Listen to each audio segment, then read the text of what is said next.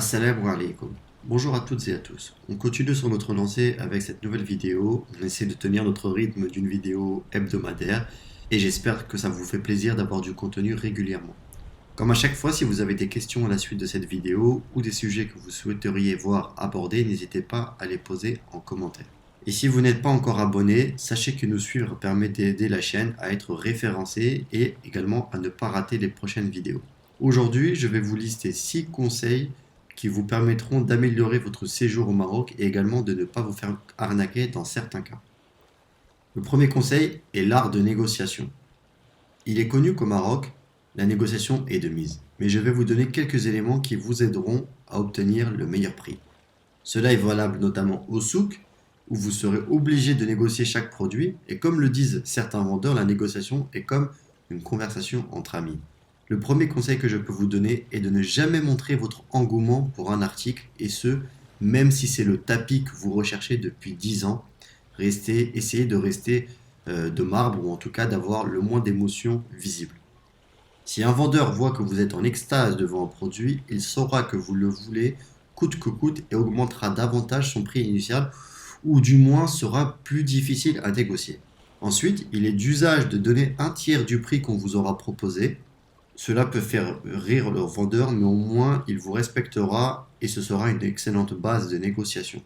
Également, une de mes techniques personnelles et favorites est de relever les défauts du produit, quels qu'ils soient, sans aller dans le mensonge, mais en relevant parfois les petits défauts de fabrication, notamment sur les produits artisanaux qui peuvent relever du tissage ou des petits impacts ou des petites failles dans la conception du produit, mais qui ne sont pas du tout gênants pour vous, mais qui vous permettront de dire au vendeur, voilà, regardez monsieur, le produit n'est pas totalement neuf, il y a des petits problèmes au niveau de la confection, et donc ça vous aidera à négocier le produit.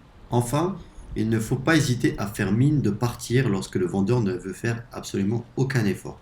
Et il est alors très fréquent que celui vous rappellera pour vous retenir avec une meilleure offre.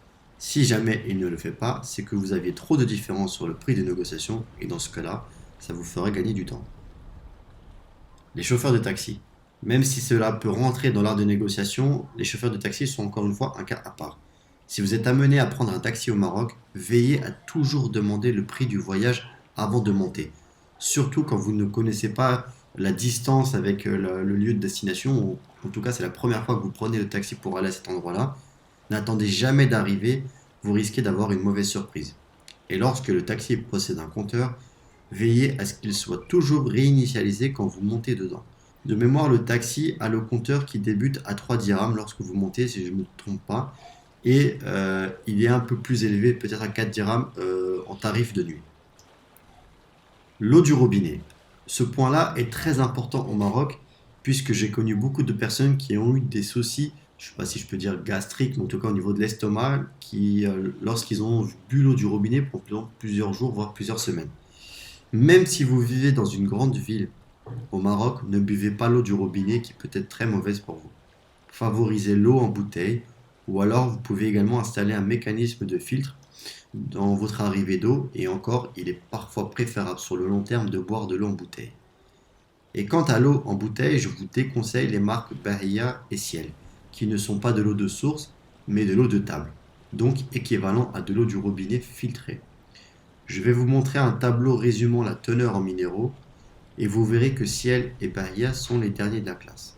On peut voir que les meilleures eaux en teneur minérale, il s'agit donc de Hein Atlas et de Hein Ifren.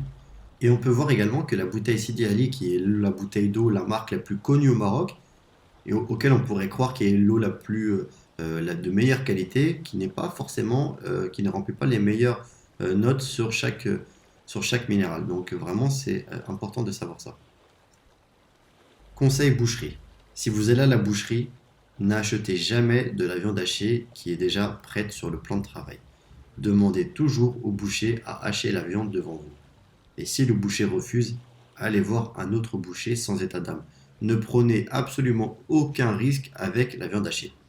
Sachez également que plus la viande hachée est de couleur rose et plus elle sera fraîche. Si vous voyez qu'elle est très foncée, voire grisâtre, ne la prenez pas. Autre conseil, il arrive parfois que le boucher laisse de la viande dans le hachoir, si je peux l'appeler comme ça. Et donc, même s'il met de la viande fraîche par-dessus, il va récupérer la viande qui était déjà à l'intérieur au moment d'activer le hachoir. Et donc, faites bien attention que c'est bien votre viande qu'il a mis tout en haut qui sera récupérée. C'est-à-dire qu'il va normalement devoir prendre la première viande, la première partie qui va sortir, ce ne sera pas votre viande. Ce sera la viande qui était déjà dans le hachoir. Veillez bien à ce qu'il la mette de côté. Et ensuite, votre viande arrivera. Normalement, vous verrez une différence de couleur entre la viande qui était déjà dans le hachoir, puis votre viande qui arrivera juste après.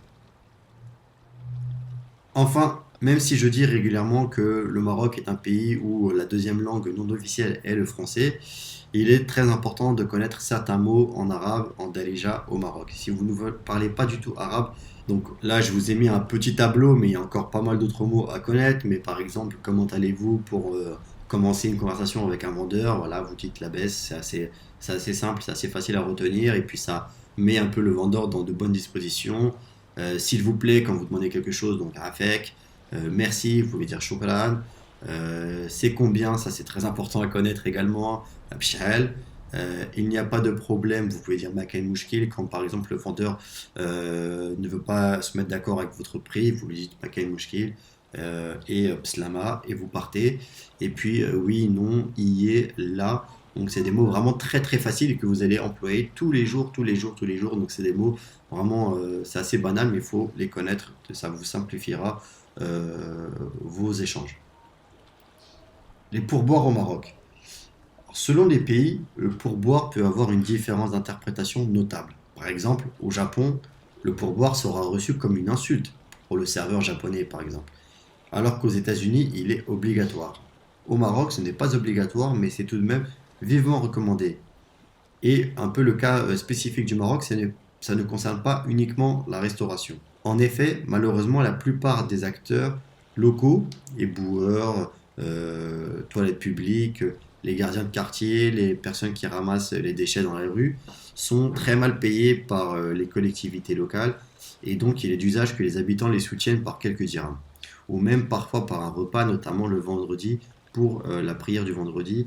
Vous verrez souvent des gens manger dans la rue avec une table où ils vont se réunir et manger ensemble, ce sera fourni par les habitants. Personnellement, pour la restauration, j'essaie de reverser environ 10% au serveur, sauf quand il est désagréable, mais en général, c'est ce que je fais. Et quant au gardien de mon quartier, de lui donner 20 dirhams de temps en temps quand je le vois, ou alors me dire, je sais pas, 50, 100 dirhams par mois. Et si chacun dans le quartier fait ça, le gardien serait très content. De toute façon, quelle que soit la somme que vous allez leur donner, cela leur sera d'une grande aide. Et puis, quelque part, ils participent également à votre bien-être. En conclusion, j'espère que ces petites informations vous aideront à mieux comprendre la vie quotidienne au Maroc et facilitera votre installation future. J'essaye à chaque fois de partager mon expérience personnelle avec ceux de mon entourage afin de vous faire un retour d'expérience le plus factuel possible.